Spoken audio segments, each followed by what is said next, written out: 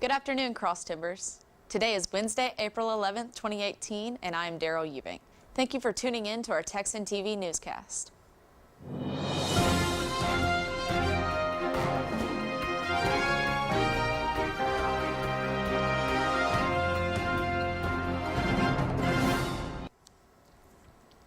In campus news, high school students and their sponsors will visit Stephenville next Wednesday for the annual area FFA Career Development Events Contest hosted by Tarleton State University and the College of Agriculture. According to a Tarleton State press release, approximately 5,000 students and ag science educators representing 507 high schools will converge on the Tarleton campus to participate in various contests. Members from 9 of the Texas FFA Association's 10 areas will compete in 16 contests, including ag sales, dairy cattle, livestock judging, milk quality and products, nursery and landscape, vet tech, and more. Next week's contest follows the Tarleton FFA Invitational CDE Judging Contest, the world's largest contest of its kind, attended by more than 8,500 high school students last month. Tarleton hosts the state FFA contest for dairy cattle, environmental, and natural resources. Home site evaluation, land, milk quality, and products, and range on Thursday, April 26. In local news, Stephenville police are trying to figure out what led to the shooting of a 15-year-old male Monday evening. Sarah Vandenberg from the Empire Tribune reported that Stephenville Police Chief Jason King said the victim's mother called 911 from her home on North Dale Street about 5:15 p.m., reporting that her son had been shot in the hip. The gun was reportedly stolen from Tarleton State University early Monday morning. Tarleton Police Chief Matt Welsh said juveniles were spotted by an officer in the stadium parking lot about 3:30 a.m. on Monday, but got away. Later, police discovered that 3 cars had been burglarized. Cash and 4 guns were stolen. The victim was shot by another 15-year-old male. Stephenville attorney Jim King said he is representing the victim's family and declined to comment on Monday's shooting. The victim was transported by air to a Fort Worth hospital. He has reportedly undergone surgery, but his condition at the time is unknown. And now today's Texas, national, and international news from the Associated Press. 2 are dead after a megabus crash outside of Houston Tuesday afternoon. The crash, which included the megabus, a silver car, and a red Kia Sorento, occurred at 2:35 p.m. on Interstate 35 in Walker County. A passenger in the Kia was pronounced dead at the scene, and the driver from the silver car was airlifted to a hospital where he was later pronounced dead. None of the 75 passengers on the megabus, which was traveling from Dallas, were injured. Megabus spokesman Sean Hughes says safety is their top priority, and they plan on cooperating fully in the investigation of the incident. In national news, House Speaker Paul Ryan announced this morning that he will not be running for re-election and will retire at the end of the year. The Republican from Wisconsin's announcement comes while Republicans worry about keeping their majority in the upcoming election. Ryan says his decision was a personal one, and he does not want his kids growing up with a weekend dad. The speaker called family, friends, and a few staff members Tuesday night to let them know of his intentions and made a call to the White House this morning before entering the House Republican closed-door meetings this morning where he made his announcement.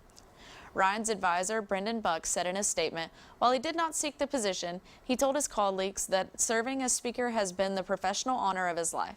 After nearly 20 years in the House, Ryan will serve out his term and retire in January. In international news, 3 World War II survivors are suing a Polish publisher of books that contain a Nazi propaganda and Holocaust denial. A partner in the Warsaw international legal firm, Dentons, said the lawsuit is the first of its kind in Poland. It names the Katmir Publishing House, which in 2016 published 2 books by the late Belgian Nazi collaborator, Officer Leon de Grelle, as the respondent. 2 of the defendants, who are in their 80s and wish to remain anonymous, were saved from the Warsaw Ghetto as children, and 1 was a Polish resistance fighter.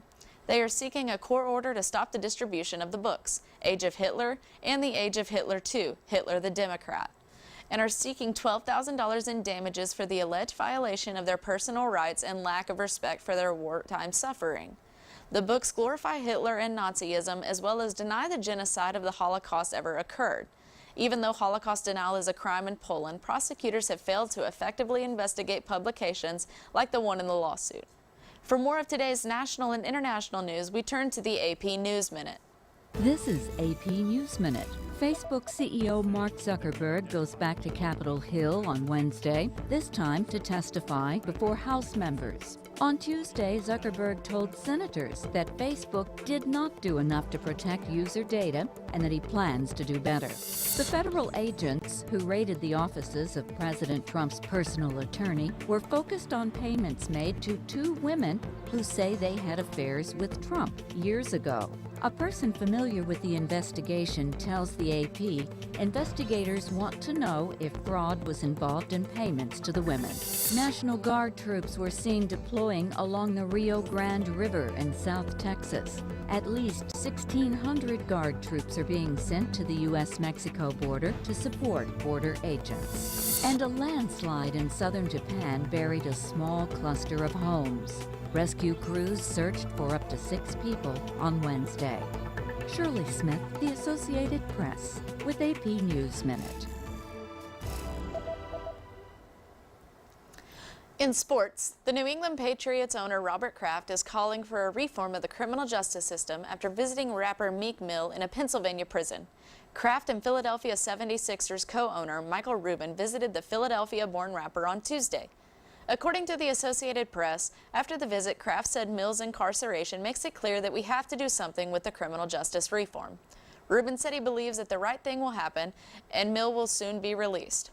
Mill, whose real name is Robert Williams, is fighting for release while appealing a 2 to 4 year sentence for a probation violation.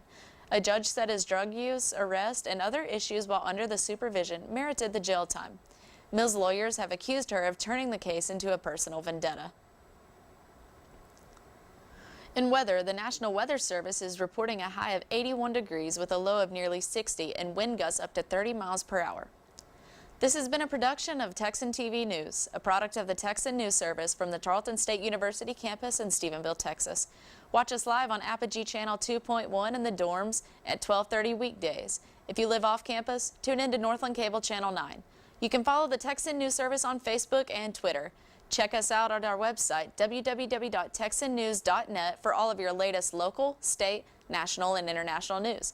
Today's broadcast was produced by Rachel Hawley, Victoria Brown, Caitlin Rivera, and Joe Leach. Have a wonderful day, Texans.